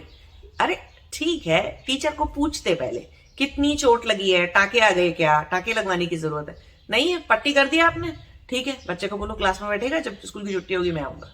क्या इतनी परेशानी की बात है। कितना हम बाहर खेलते हैं और कुछ भी करते हैं तो चोट लग जाती है, यहाँ पैर में घुटने में चोट लग जाती है, कितनी चोटें लग जाती हैं, कितनी हड्डियां टूट जाती हैं, कितना क्या हो जाता है। लेकिन इतना प्रतिक्रियात्मक होना, छोटा सा बच्चे को छोटी सी बीमारी या कोई छोटी सी चीज हुई, या खुद के किसी घर परिवारजनी को कुछ हुआ, बहुत गहरी चिंता हो गई, बहुत सारा दुख बना लिया उस चीज से, क्योंकि इतना प्रतिक्रियात्मक है, हर बात में प्रतिक्रिया हो रही है। ये हर्षित उल्लासित होने के, इतना हर्षित और मद में रहने के, हर्ष और मद होने की अति है ये,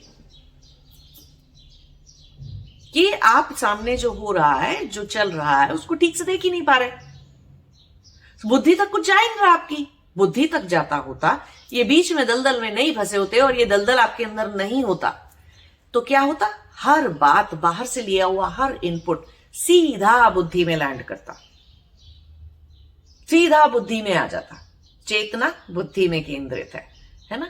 तो सारा इनपुट पहले बुद्धि तक आता, फिर हम सोचते अच्छा ठीक है, कोई बात नहीं है, वैसा हो गया, तो चिंता करने की और दुख बनाने की या चीखने चिल्लाने की या ये 6 जो विकार है मन के, उसमें फंस जाने से क्या होगा, कौन सी सिचुएशन सॉल्व होती है लाइफ की ये 6 में फंस जाने से? नहीं, बल्कि आप सीधी सीधी चीजों को भी उल्टा समझने लग जाते हो। अगर आपके अंदर ये मन जो है, आपका मनस जो है वो एक दलदल स्वरूप हो चुका है, तो फिर आप हर सही बात, कुछ लोगों को हम बोलते हैं ना कि ये तो हर सॉल्यूशन में भी प्रॉब्लम ढूंढ देते हैं ऐसे बोला जाता है ना कि अरे ये इंसान तो ना सॉल्यूशन को में से भी प्रॉब्लम ढूंढ लेगा, तो ऐसा करो, इससे इतनी देर बात नहीं कर सकते हैं। तो ऐसा हम क्यों कह रहे हैं? क्योंकि मनस जो है वो दलदल हो गया किसी का, और वो आदमी इतना प्रतिक्रियात्मक हो चुका है कि बस उसके उस दलदल में से फायरिंग हो रही लगातार हर सिचुएशन के ऊपर लाइफ की।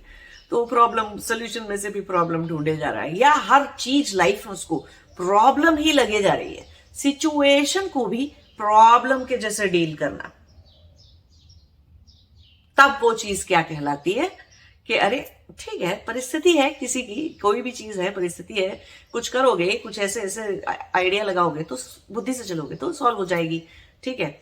सही कर्म करते हुए आगे जाते रहोगे तो ठीक हो जाएगी, चली जाएगी। उसके ऊपर से ये छह विकार मन में हो तो करने नहीं देंगे वो चीज।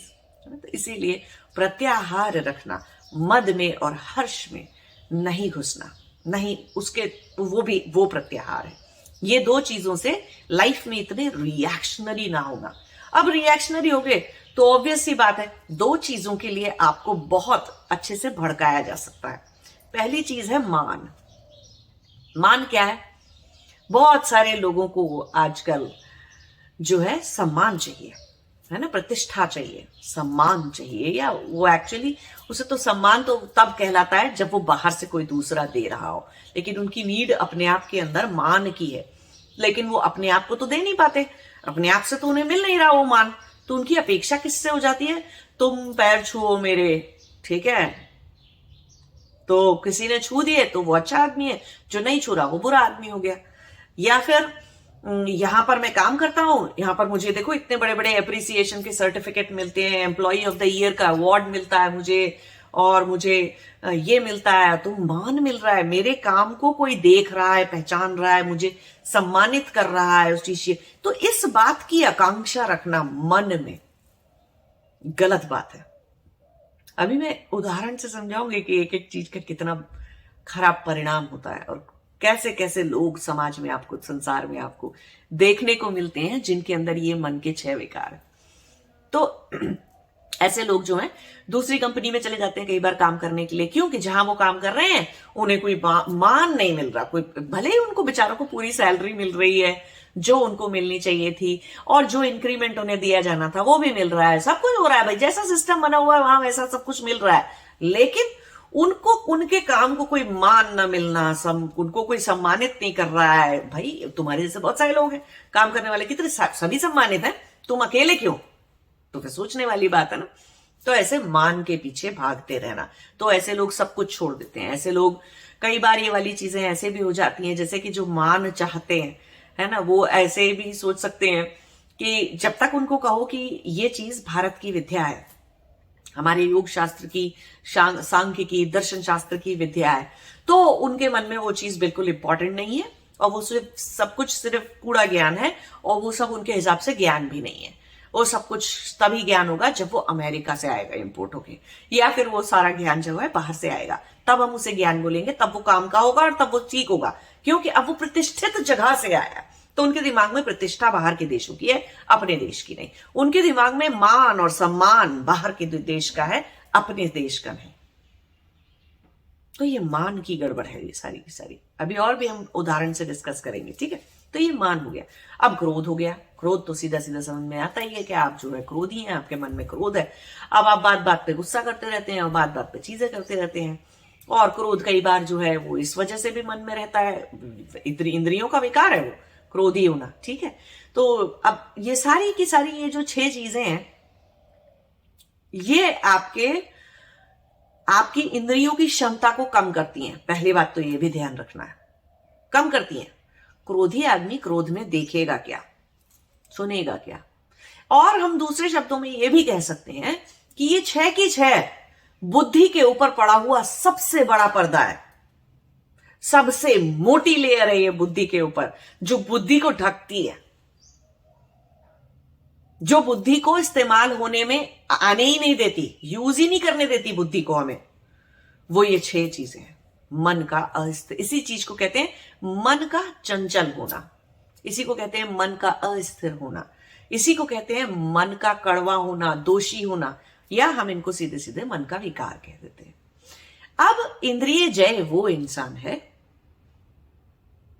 जिसने प्रत्याहार किया। प्रत्याहार किया का क्या मतलब है? कि उसने काम को, इंद्रियों से, कामनाओं को इंद्रिय सुख से जोड़ा नहीं, उसने लोभ को इंद्रिय सुख से जोड़ा नहीं। एक अच्छा वाला लोभ भी कह सकते हैं हम। अच्छा लोभ क्या होगा?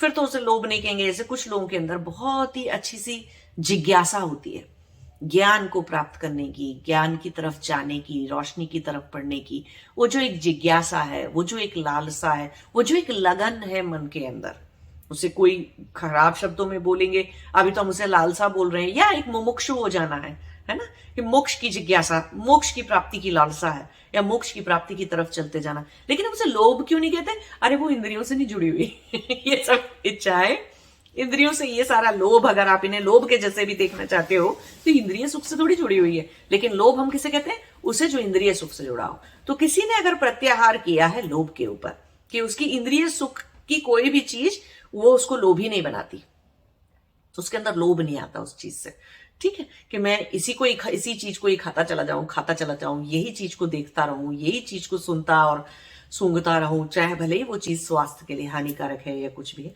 या ये इतनी ज्यादा कर लूं क्योंकि मुझे इंद्रिय सुख दे रही है तो इस चीज को ज्यादा कर लो। तो ऐसे लोभी नहीं होते हैं, ऐसे तो वो प्रत्याहार है मन के लेवल पे। फिर ऐसे ही मद में नहीं रहते हैं, सब कुछ को, हर चीज सब जगह बस मैं, मेरा, मैं और मेरा, मैं और मेरा, ऐसा नहीं करते रहते हैं। तो अहंकार क्या है? अहंकार है अस्मिताओं का बहुत ही बिगड़ा हुआ एक स्वरूप होता है। अहंकार तो एक अच्छी चीज भी कहलाती है हमारे सांख्य दर्शन के हिसाब से, क्योंकि अहंकार ऊपर महत्त्व से बना होता है। लेकिन अभी जब हम इंग्लिश में जो ईगो आ जाता है उसकी जब हम बात करते हैं तो उसे मद कहते हैं। ईगो का सही, ज्यादा अच्छा और ज्यादा सटीक ट्रांसलेशन जो है वो मद है, अहंकार नहीं, या अहम भी नहीं है एक्चुअली, है ना।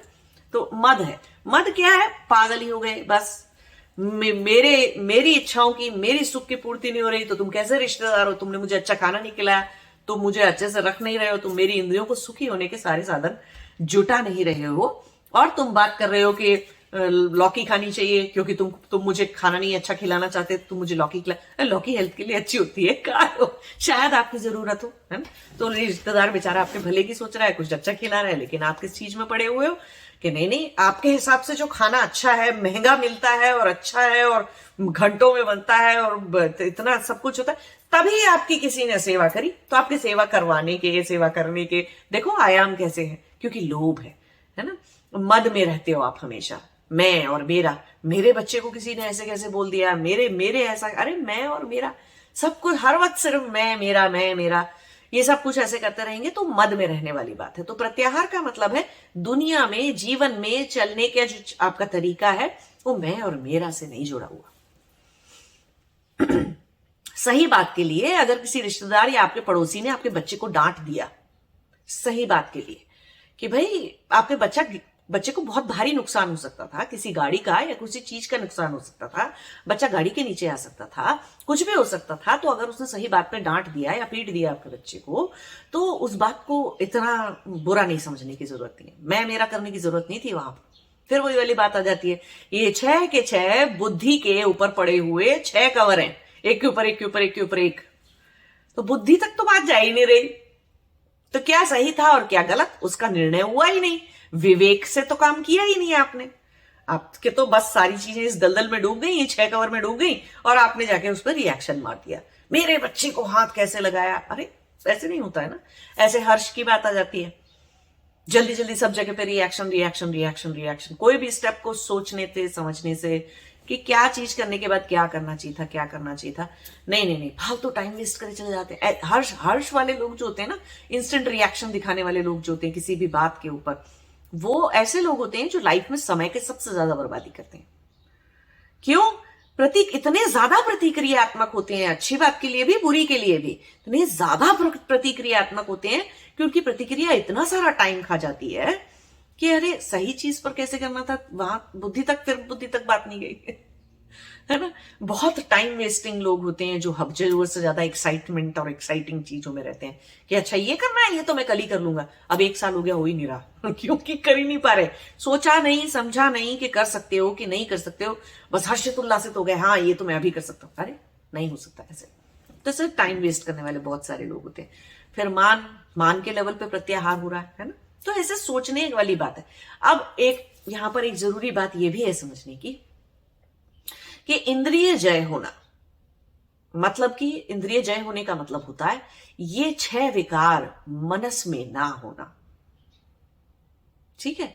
तो प्रत्याहार रखना, प्रत्याहार का मतलब है ये 6 चीजों को आगे अगर मन में से उग रही हैं, आपके मन में आ रही हैं आपके, तो उनको हटाना, उनको रोकना प्रत्याहार है। आंखें बंद कर लेना प्रत्याहार नहीं है, कान से सुनना बंद कर देना प्रत्याहार नहीं है। मन में कोई ऐसी कामना जागे जो इंद्रिय सुख से जुड़ी है, उसे रोकना प्रत्याहार है। मन में अगर लोभ जागे तो वहीं अपने आप को रोक लेना प्रत्याहार है। मद जागे, जब दिखाई देने लग जाए सब कुछ बस मैं ही हूं और मैं नहीं हूं तो कुछ नहीं है ऐसा, और जो कुछ है वो सब मेरा है और मेरे किसी चीज को किसी ने हाथ लगाया, तो मद में रहना। मद जागे अंदर मन के अंदर तो अपने आप को रोक लेना, है ना। हर्ष जागे अपने मन के अंदर, प्रतिक्रिया जागे बहुत तेजी से, ओवर एक्साइटमेंट जागे अपने अंदर से, तो रोक लेना अपने आप को। इसका ये मतलब नहीं कह रहे हैं कि खुशी मत हो और मुंह बनाकर बैठे रहो, ऐसे में कह रहे हैं। ठीक है, इस बात को ऐसे समझने की जरूरत नहीं है। एकदम इंस्टेंट रिएक्शन जो आता है ना, उसको रोकने की बात की जाती है, हर्ष उसे कह रहे हैं। ठीक है, तो उसको रोकना प्रत्याहार है। हर वक्त मान को लेकर जो आपके मन में चलता रहता है ना कि ये आदमी तो मुझसे सम्मान से बात नहीं करता, चाहे भले बेचारा आपके भले के लिए सत्य बोलता हो, लेकिन वो आपकी इज्जत नहीं करता वो ये आदमी, तो हर वक्त मान मान मान की अपनी जीवन के हर तरीके से, पढ़ने में, लिखने में, हर बात में मान की ही वो पीछे भागते रहना, वो एक गलत बात है। उसको रोकना मनस का कंट्रोल है, वो चीज प्रत्याहार है। ऐसे ही क्रोध है, क्रोध को रोकना। मन में क्रोध जाग रहा है तो रुक जाओ, सांस लो, मत करो, मत प्रैक्टिस करो। क्यों? कि ये 6 के 6 विकार प्रैक्टिस कैसे होते हैं? इंद्रियों के थ्रू।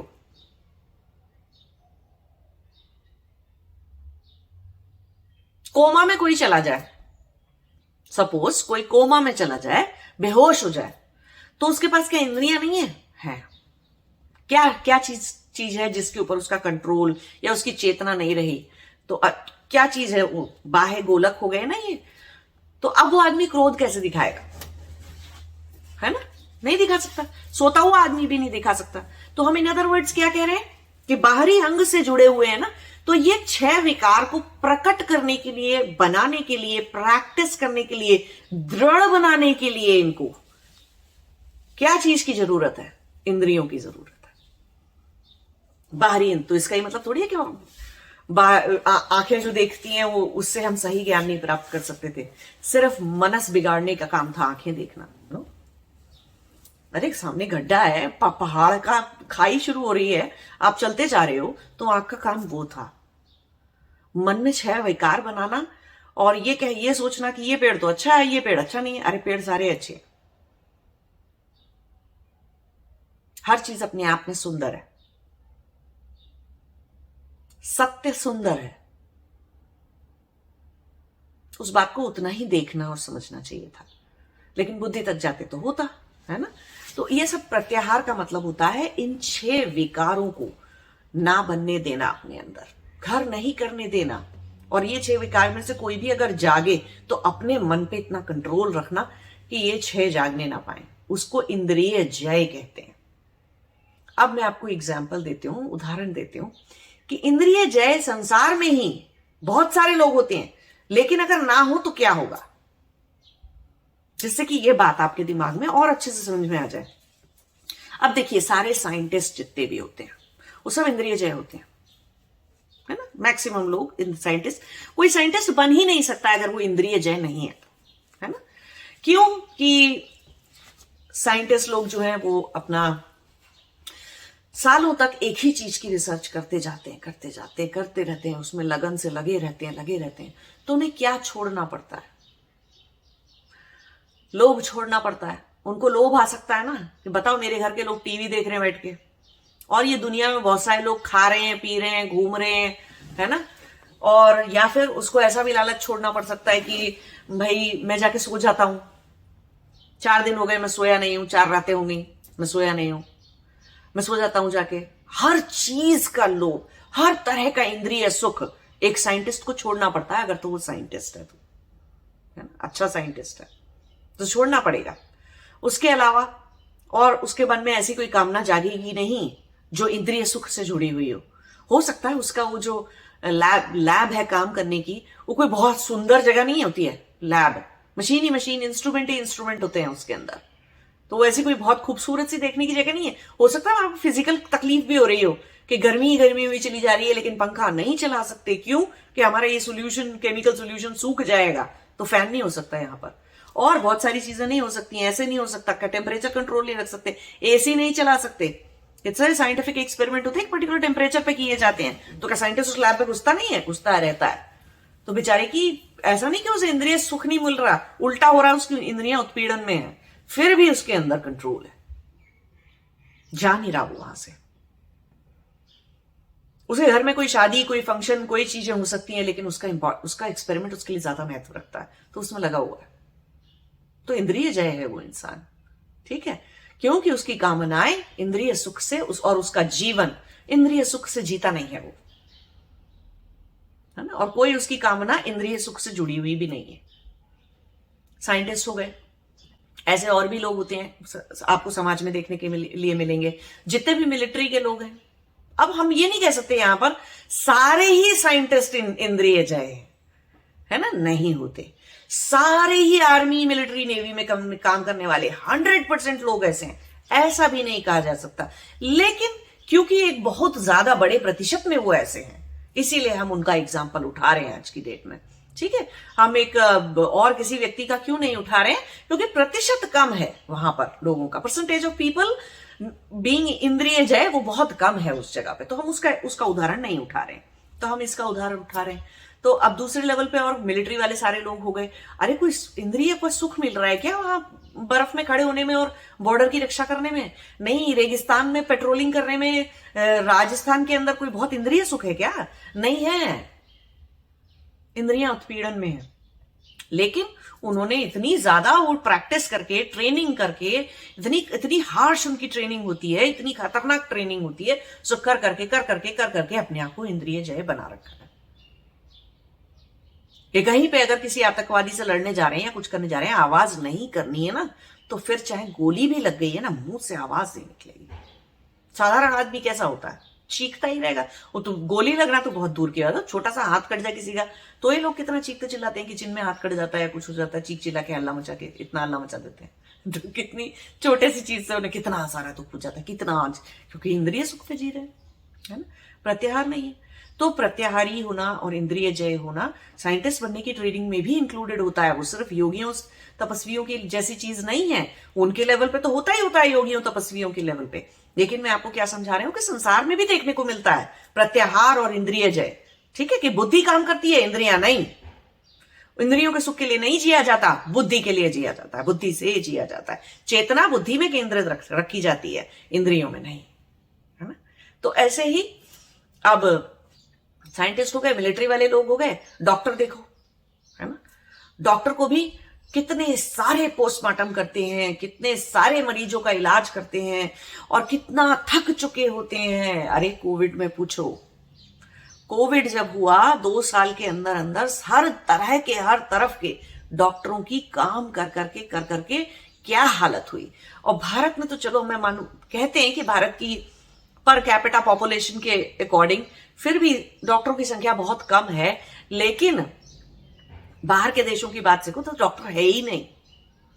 ऑस्ट्रेलिया एक ऐसी जगह है जहां पर कि है ही नहीं डॉक्टर, बहुत ही कम डॉक्टर है।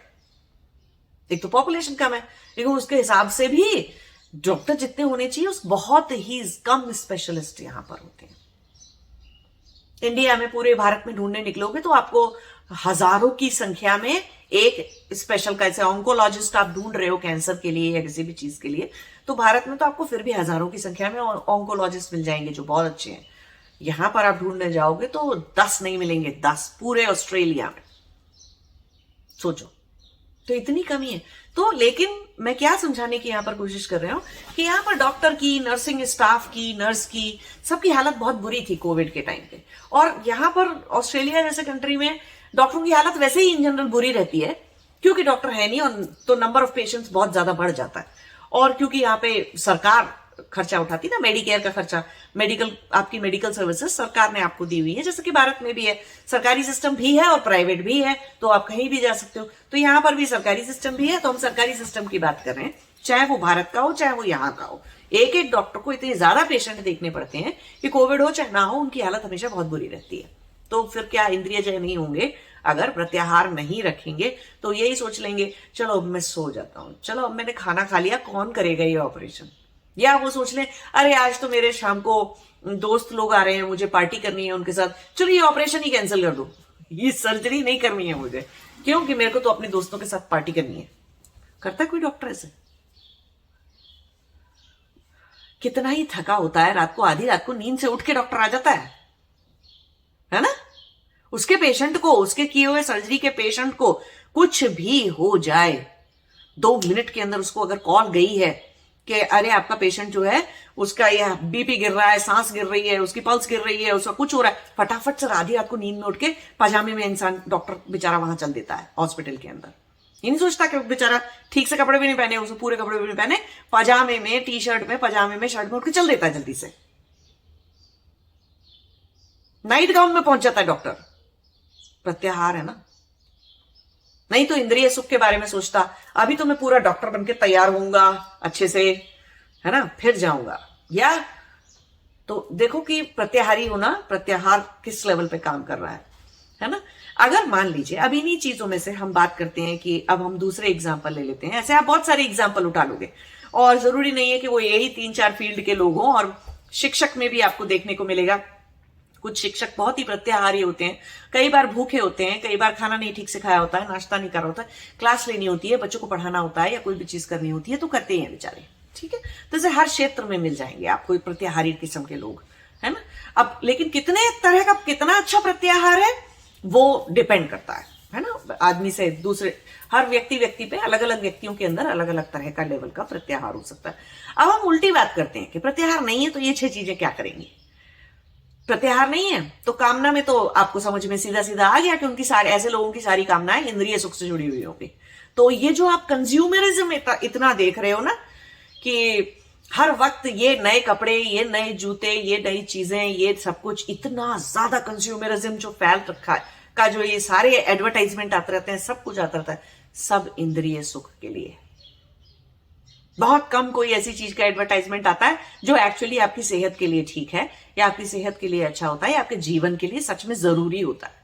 ज्यादातर ऐसी चीजों के एडवर्टाइजमेंट आते हैं जिनका की रियल में शरीर पर अच्छा प्रभाव नहीं हो रहा होता और जीवन भी उससे कोई सुधारा नहीं जा रहा होता। ऐसी चीजों के एडवर्टाइजमेंट आते हैं और उससे कंज्यूमरिज्म फैलाया जाता है। तो इंद्रिय जय नहीं है लोग, इसीलिए तो कंज्यूमरिज्म फैल रखा है ना, नहीं तो फैलता ही नहीं, सवाल ही पैदा नहीं होता। आपके अंदर ये कामना पैदा करना कि अरे ये वाला मेकअप कर लोगे, बालों को ऐसा करा लोगे, ब्यूटी की ये क्रीम लगा लोगे तो तुम उसके बाद क्या हो जाओगे, सुंदर, और फिर तुम्हारी ज्यादा वैल्यू होगी। देखो, तो आपका मान जोड़ दिया, और इंद्रियों से, रूप से मान जोड़ दिया आपका, तो आपके अंदर कामना जाग गई, हाँ ये क्रीम तो मैं लाऊंगी, उससे मेरी झुर्रियां चली जाएंगी और मैं एकदम अच्छी दिखूंगी, फिर मुझे अच्छा पति मिलेगा, अच्छा बॉयफ्रेंड मिलेगा, अच्छा ये मिलेगा, अच्छा वो मिलेगा। अभी कामनाएं कैसी हो गई? आपका मान जोड़ दिया। तो आपको बेवकूफ बनाना कितना आसान है, आपको मूर्ख बनाना कितना आसान है, अगर आपके मन में ये 6 विकार हैं और आप इंद्रिय जय नहीं हो तो। लोभ, कोई भी आपका लोभवश फायदा उठा सकता है। कौन से वो लोग होते हैं ना जो करप्शन फैला के रखे थे, इतना भ्रष्टाचार दुनिया के अंदर जो इतना फैला हुआ है, वो क्या है? लोभ ही तो है। अरे जितना मिल रहा था उतने खुद कुछ नहीं रह पा रहे थे, जितनी चादर है उतने पैर पसारने चाहिए, वो वाली बात से समझ के संतुष्ट नहीं थे, खुश नहीं थे। लोभ आया मन में, लालच आया मन में, तो लालच आया तो गलत तरीके से, सही तरीके से, हर तरह से काम कर रहे हैं। सोचो किसी साइंटिस्ट के अंदर लोभ पैदा हो जाए तो क्या करेगा? उसको कोई फार्मास्यूटिकल कंपनी, दवाइयां बनाने वाली कंपनी कोई उसको बोलेगी कि तुम ऐसी दवाई बना दो जिससे कि सर दर्द तो ठीक होता हो लेकिन लिवर फेल हो जाता हो, तो फिर उसके बाद हम लिवर फेल की दवाई बनाएंगे, फिर उसको बेचेंगे, फिर लिवर फेल से किडनी फेल होगी, उसको बेचेंगे। तो ऐसे करके सब चीजें बिगड़ती जाएंगे। तुम ये रिसर्च करके, और ऐसी तरह वो साइंटिस्ट भी कह रहा है हाँ इससे तो तुम्हारी कंपनी बहुत बड़ी हो जाएगी, तुम तो एक सिर्फ सर दर्द की दवाई नहीं, तुम तो बीमारी भी बेच रहे हो साथ में, तुम्हारी कंपनी बहुत बड़ी हो जाएगी, बहुत पैसे आएंगे उससे, तो बहुत पैसे आएंगे तो चलो फिर हम सब मिलकर बांट लेंगे वो पैसे। तो देखो लोभ आ गया तो क्या क्या कर सकता है इंसान, है ना। लोभ से एक शिक्षक क्या कर सकता है कि मैं क्लास में पढ़ाऊं ही क्यों, इतनी मेहनत से अच्छे से क्यों पढ़ाऊं, किसी को पढ़ना है तो मेरे पास ट्यूशन पे आए, तब पढ़ाऊंगा मैं उसे ये सब चीजें। जो नॉर्मल सिलेबस, जो नॉर्मल कोर्स है वो मैं क्यों पढ़ाऊं, वो भी मैं तब पढ़ाऊंगा जब कोई मुझे एक्स्ट्रा पैसे देगा। तो ये लोभ आ गया मन में।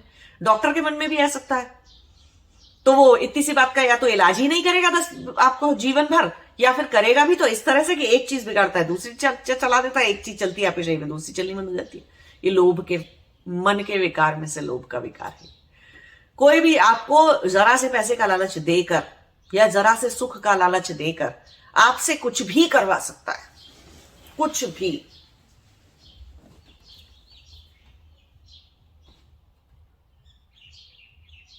देख रहे हो, तो लालच काम करता है आपके ऊपर, लोभ काम करता है। लोभ से आपको गुलाम बनाया जा सकता है ना। ऐसे ही मद है, मैं, ये मेरा देश है, ये मेरी भाषा है, ये मेरा है, ये सब जो आपका है उसकी सुरक्षा करना है ना, उसका पालन करना, उसको सस्टेन करना लाइफ के अंदर, वो एक अलग बात है। लेकिन मद में आ जाना एक बिल्कुल अलग बात है ना।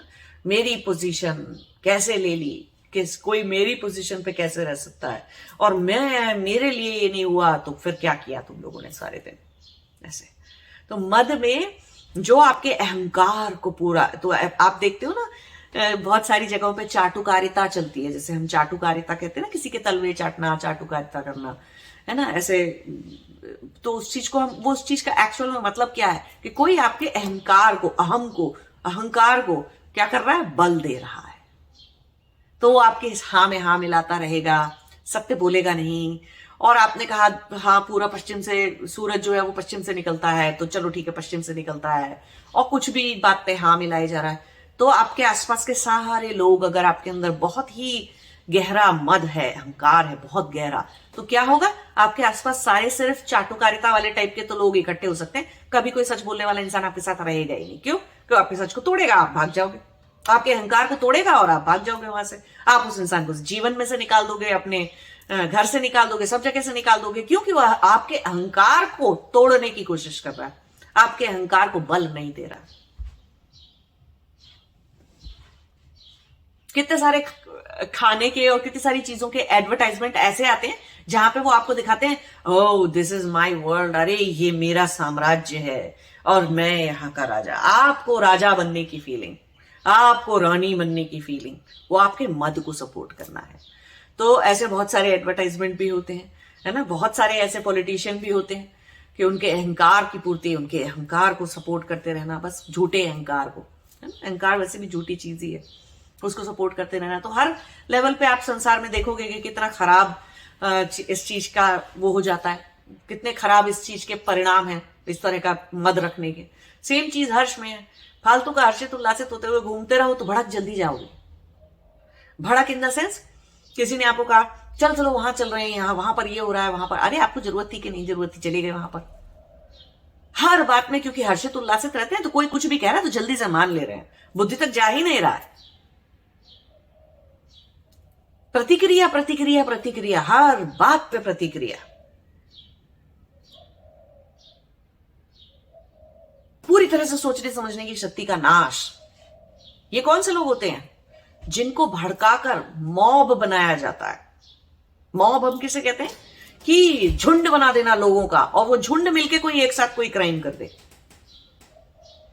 मार दिया लोगों को, तो उस झुंड में वो सारे जो है अति एक्साइटेड लोग हैं जिनके अंदर क्रोध को जगा दिया गया, और क्रोध भी है उनके अंदर। चलो इन्होंने हमारा ये तोड़ा था, घर तोड़ा था, अभी हम इनका घर तोड़ देंगे जाके, और 10-20 लोग गए बदला लेने के लिए। ये सब कुछ कैसे हो पाता है? क्योंकि मन में ये 6 विकार है। समाज में ये विकृतियां आती कैसे हैं? क्योंकि मन में ये 6 विकार है, मन अस्थिर है ना। ऐसे ही मान सम्मान, अरे अपने देश में मान सम्मान के भूखे थे, साइंटिस्ट थे जहां काम कर रहे थे, और किसी ने कोई मान नहीं दिया, इज्जत नहीं दी, दूसरे के देश में चले गए, वहां पे जाके बड़े खुश हैं। क्योंकि उन लोगों ने एक डेस्क दे दी, एक कमरा दे दिया बैठने के लिए, और एक अच्छे से पैसे दे दिए, और ऊपर से 4 शब्द भी बोल दिए, अरे आपसे बड़ा सम्मानीय आदमी कौन होगा, और आप तो महामना है। और आप सोच रहे हो अच्छा मुझे अपने घर में तो कोई इज्जत नहीं मिलती, बाहर के लोग इतनी इज्जत देते हैं तो ऐसे चले गए उस काम को करने के लिए बाहर, ऐसे नहीं। अब मान के भूखे एक और तरह के मान जब इतना बिगड़ जाता है तो देखो सोशल मीडिया पे देखने को मिलता है ना, कि ये मान की भूख आपसे क्या करवा सकती है। देखो, बहुत सारे सोशल मीडिया के प्रोफाइल आप देखो तो आपको पता चलेगा कि कुछ लोग सोशल मीडिया पे अपने, आज वो यहां गए, है ना, आज उन्होंने जीवन में ये किया, चाहे भले ही उनकी जिंदगी में कितने दुख और परेशानी हो, लेकिन उनका बाहर जो जीवन चल रहा है वो दिखा कुछ और जीवन। अरे हम तो बड़े सुखी हैं, अरे हमारे पास तो बहुत पैसा है, अरे हम तो यहां घूमते हैं वहां घूमते हैं, चाहे भले मन से बिल्कुल अति के दुखी हैं, लेकिन दिखा क्या रहे हैं? क्योंकि मान चाहिए, झूठा मान चाहिए। दुनिया भर का वो इंस्टाग्राम पे जो चलता है, कुछ लोग तो कपड़े ही इंस्टाग्राम खरीदते सिर्फ इसलिए हैं कि इंस्टाग्राम की रील बना रहे हैं, इंस्टाग्राम पे 2-4 फोटो डाल दे, फिर जाके कपड़े वापस कराते हैं। ऐसे लोग देखे मैंने। क्या चाहिए इन सबको? मान। कोई हमें देखे, मान चाहिए। सब कुछ जीवन सोशल मीडिया के लिए जिया जा रहा है। मान के इसको भी कहते हैं, फेमस होने को भी कहते हैं, है ना? विख्यात, ख्याति होना, उसको भी, वो भी मान का वो है। तो पागल हुए जा रहे हैं फेम के लिए, नेम के लिए। और उनके नेम और फेम में कोई खराबी नहीं आनी चाहिए, उसके ऊपर दाग नहीं लगना चाहिए नेम और फेम के अंदर। चाहे भले ही स्वास्थ्य खराब हो जाए, शरीर खराब हो जाए, और बुद्धि तो खराब है ही ऐसे लोगों की, तो और क्या बोले। ठीक है, लेकिन उस झूठे मान सम्मान के पीछे, उस झूठे सब चीज के पीछे भागे जा रहे हैं, भागे जा रहे हैं। तो ये जितने सोशल मीडिया के लोग हैं जो हर वक्त सोशल मीडिया में रहते हैं, उनका एक ही काम है, मान के पीछे भागना। सम्मान मिलेगा उन्हें इस बात से कि देखो कितने अच्छे लग रहे हैं, रूप का सम्मान, रूप से होने वाला सम्मान। नहीं तो कहीं पहाड़ चढ़ रहे हैं, अब चाहे भले ही कुछ कर रहे हैं, अरे अब पढ़े लिखे लोग हैं, वक्त बर्बाद कर रहे हैं और उस चीज का प्रदर्शन सोशल मीडिया पे कर रहे हैं, किस लिए? कि मान सम्मान मिल जाए। मान सम्मान तब मांगना की कामना रखना, मान सम्मान की, सिर्फ और सिर्फ अगर हमारे अंदर, अपने अंदर स्वाभिमान है, हम खुद का एक आत्मा होने के नाते सम्मान करते हैं, तो बाहर किसी से सम्मान की इच्छा होती ही नहीं। जो आदमी आत्मा होने के बाद भी, जो मनुष्य आत्मा होने के बाद भी अपने आप को अंदर से मान सम्मान नहीं दे पाता है, वो बाहर से मांगता है। अंदर अगर हीन भावना से ग्रस्त है किसी भी वजह से, कि मेरे पास कम बुद्धि है, कि कम पैसा है, कि कम ये है, कि कम वो है, किसी भी बात से हीन भावना से अगर अंदर से ग्रस्त है, तो बाहर से मान प्राप्त करने की कोशिश करता है, उसको मान, बाहर से मिले हुए मान सम्मान से भरने की कोशिश करता है। जबकि जो ऋषि होते थे, अरे इतने इतने इतने योग दर्शन के, सांख्य दर्शन के, सबको लिखने वाले जो इतने सारे हमारे ऋषि थे, आयुर्वेद लिखने वाले सारे, कौन सा मान सम्मान के लिए कर रहे थे ये सब कुछ? तो संसार में धर्म का पालन, कर्म का पालन, अपने अपने दायित्व का पालन इसलिए नहीं किया जाता कि मान सम्मान चाहिए, इसलिए किया जाता कि वो करना जरूरी है, बुद्धि से चलते हैं। तो प्रत्याहार वो है जो इन 6 चीजों में उलझा हुआ नहीं है। इंद्रिय जय वो है जिसके मन में, मनस में ये 6 विकार है ही नहीं, एग्जिस्ट ही नहीं करते हैं ये 6 विकार उसके अस्तित्व में, वो इंसान इंद्रिय जय है। उस इंसान को एक इंद्रिय भी कह देते हैं। क्यों? कि अब वो 5 इंद्रियां और 6ठी इंद्रिय उसका मन 6 की तरह से काम, 6 इकाई, 6 यूनिट के जैसे अलग अलग काम नहीं करते, वो 6 के 6 एक हो चुके हैं, तो इंसान एक इंद्रिय कहलाता है। क्योंकि उसका अपने मन के ऊपर पूरी तरह से कंट्रोल है, वो प्रत्याहारी है, वो इंद्रिय जय है। बहुत बड़ी बात लगती है सोचने से कि हनुमान जी इंद्रिय जय थे, या कोई भी योग समाधि तपस्वी की तरफ आगे जाते हैं वो इंद्रिय जय होते हैं। अरे साइंटिस्ट भी होते हैं, डॉक्टर भी होते हैं, सब थोड़े थोड़े लिमिट में अपने, और इनमें से जो बहुत अच्छे साइंटिस्ट और अच्छे भले परोपकारी अच्छे संस्कारों वाले लोग हैं, वो जब इंद्रिय जय बनते हैं तो बहुत अच्छी, अपनी ही फील्ड के अंदर बहुत अच्छे हो जाते हैं, इस संसार का, इस मानवता का बहुत सारा भला कर जाते हैं। एक शिक्षक होकर भी, एक व्यापारी होकर भी, एक मिलिट्री में, आर्मी सर्विस में भी होकर भी, एक साइंटिस्ट होकर भी, और कुछ भी होकर बहुत भला और बहुत मानवता का भला कर जाते हैं, धर्म की स्थापना कर जाते हैं अपने अपने लेवल के ऊपर। उन सबको हम इंद्रिय जय कहते हैं। तो प्रत्याहार क्या है? ये 6 विकार मन में उत्पन्न ना होने देना, वो प्रत्याहार। ठीक है, तो समझिए इन सब बातों को, देखिए और प्रत्याहार से प्रैक्टिस करिए, इंद्रिय जय बनिए। नमस्ते, जय शिवाय।